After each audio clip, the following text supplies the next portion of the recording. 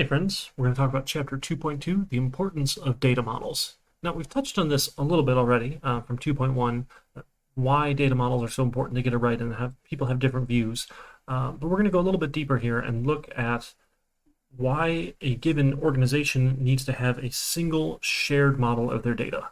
Right? So if you imagine you have somebody here over in purchasing, and their job is to make sure we have enough of these widgets.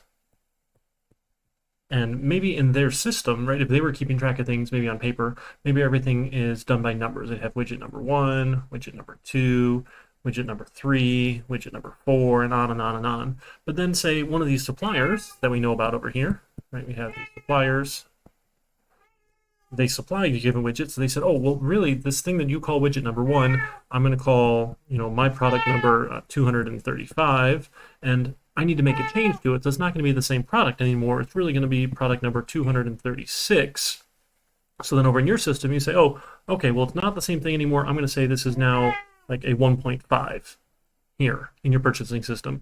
And then over here in our, our salespeople, people who sell our widgets, they might still all say, hey, we're just selling a widget number 1 here, or maybe if you change it to widget 1.5, then they have to go update their records and figure out, make sure that they have the same number 1.5 in their system, and you have to do all this back and forth.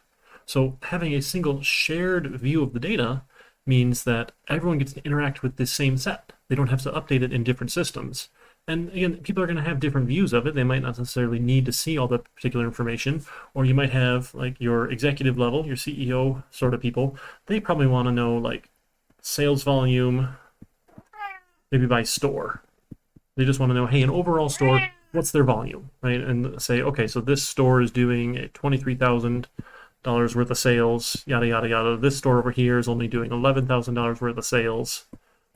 And they want to be able to compare at that level. But your given store manager, right, whoever's responsible for that given store manager, they might need a different piece of information. They might need to know, okay, well, how are my shifts going? Do I have enough people scheduled? Am I running behind? How long are customers waiting? I mean, the CEO probably doesn't care that much about that fine level of detail. So the manager wants to know like number of customers. They want to know like the average bill.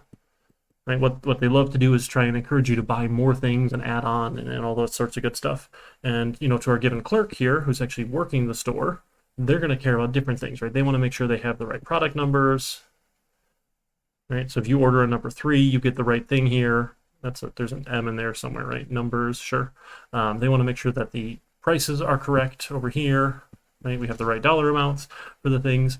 And then someone maybe over in our marketing department, they need a different view of the data. So if we're going to look at marketing, right, they might want to know, okay, so for any given particular region here, so I might care maybe about like the Northeast region here. How is widget number 2 selling? Is this one more popular here or not? Or we need to run some sort of special, we're going to advertise, we're going to try and reach out and figure out what are we doing here. So they need to get a different view of the data, right? They need some of this, they need some of that, and they need to put it together a little bit differently.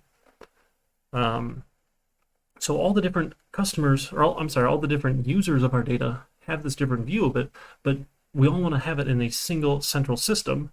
And then kind of tying all this all together are my favorite people, the programmers,